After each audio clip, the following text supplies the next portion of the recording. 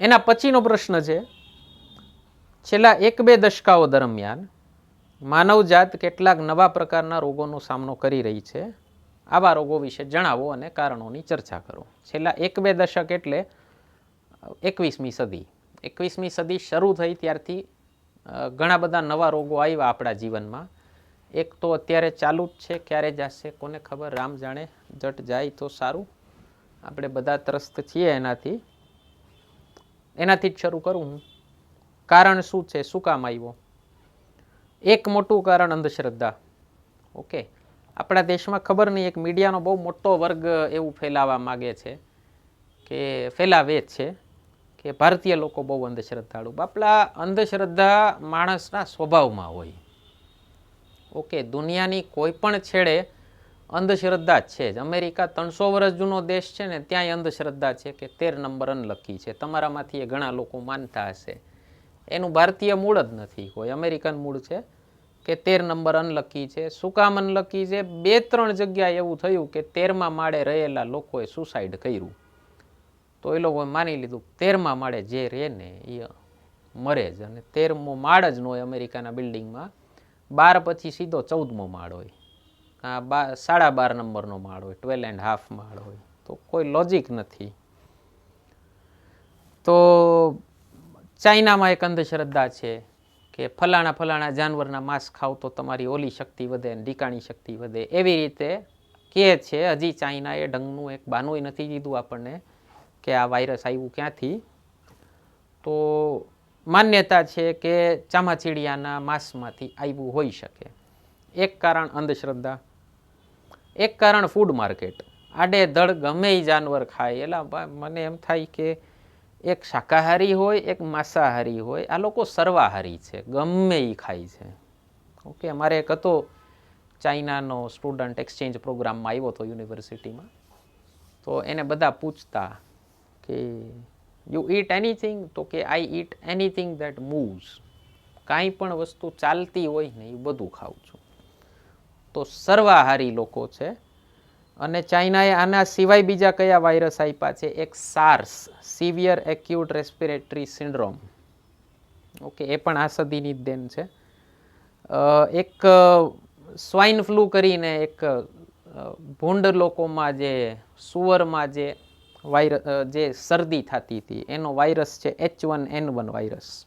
Okay, એ પણ આ સદીની જ દેન છે. અગેન શું કામ આવ્યું? જાનવરો ખાધા એટલે. ગુજરાતમાં હું કહી શકું, વધારે લોકો શાકાહારી હોય એટલે. દિલ્હીમાં આ વાત હું કહું તો ક્લાસમાંથી જ છોકરાઓ કે સર માંસાહારીઓને તમે આવું નહીં કહો. ઓકે, એની હાવ મજાકની વાત છે. તો bird flu, again avian flu કહેવાય છે એને. બર્ડ ફ્લૂ ક્યાંથી આવ્યું? ચિકનમાંથી. કેમ આવ્યું મને પૂછતા નહીં હવે. એનો વાયરસ છે H5N1 વાયરસ. ઓકે, એક છે ઈબોલા વાયરસ, એ પણ જાનવરમાંથી જ આવેલું છે. ઓકે, અને એક છે માર્બર્ગ વાયરસ, એ પણ જાનવરમાંથી જ આવેલું. ટૂંકમાં જેટલા વાયરસીસ આ સદીમાં આવ્યા એ બધા જાનવરમાંથી આવેલા છે. હવે શું કામ આવ્યા એ તમે જાણો. બીજું એક કારણ છે ગ્લોબલાઇઝેશન. ગ્લોબલાઇઝેશનના કારણે શું થયું? પેલું દુનિયા એક ગ્લોબલ વિલેજ થઈ ગઈ ને, એક વૈશ્વિક ગામડું થઈ ગયું.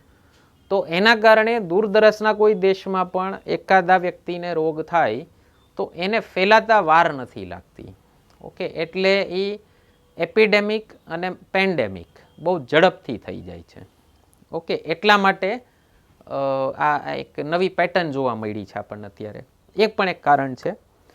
એક કારણ ક્લાઇમેટ ચેન્જ પણ છે. જલવાયુ પરિવર્તનના કારણે અમુક નવા રોગો આવેલા છે. ઓકે, તો એના ઉપર હજી બહુ ચર્ચા નથી થઈ કારણ કે મોટું સ્વરૂપ નથી લીધું. તો એના કારણે ઘણા રોગોમાં વધારો થયો છે. ઓકે, એ પણ કહી શકો. એક છે બાયોટેરરિઝમ, જૈવિક આતંકવાદ. જ્યારે અલકાયદાવાળો અટેક થયો હતો અમેરિકા ઉપર, ત્યારે એન્થ્રેક્સ કરીને એક પોઈઝન એ લોકો લેટરમાં અને ગમે તે જગ્યાએ મોકલતા હતા. તો બહુ ખતરનાક પોઈઝન હતું, સૂંઘી લે તો પણ મરી જાય માણસ. ઓકે, તો એ જૈવિક આતંકવાદમાં આવે. એ પણ એક કારણ છે. અને બીજું એક કારણ છે ઓવર પોપ્યુલેશન. આપણી પૃથ્વીનું પોપ્યુલેશન 700 કરોડ પાર વયું ગયું છે. અને એ લોકો એવું કહે છે કે પૃથ્વીના અસ્તિત્વમાં આટલું પોપ્યુલેશન, આટલી વસ્તી ક્યારેય પૃથ્વીએ જોઈ નથી. એવા અનુમાન છે કે 200-250 કરોડથી વધુની વસ્તી પૃથ્વીએ ક્યારેય જોઈ જ નથી. તો એના કરતાં 3 ગણું પોપ્યુલેશન છે અત્યારે પૃથ્વીનું. ઓકે, તો એ પણ એક કારણ છે કે રોગો, નવા નવા રોગો થાય છે, ઝડપથી ફેલાય પણ છે. ઓકે, બીજું માનસિક રોગોમાં પણ ખૂબ વધારો થયો છે. ઓકે, અને એક અનુમાન એવો છે વૈજ્ઞાનિકોનો, ડૉક્ટરોનો, કે 10મો વ્યક્તિ કોઈને કોઈ મનોરોગથી પીડિત છે. એમાં ડિપ્રેશન પણ આવી જાય. તો આ પણ બધા કારણો છે. ઓકે,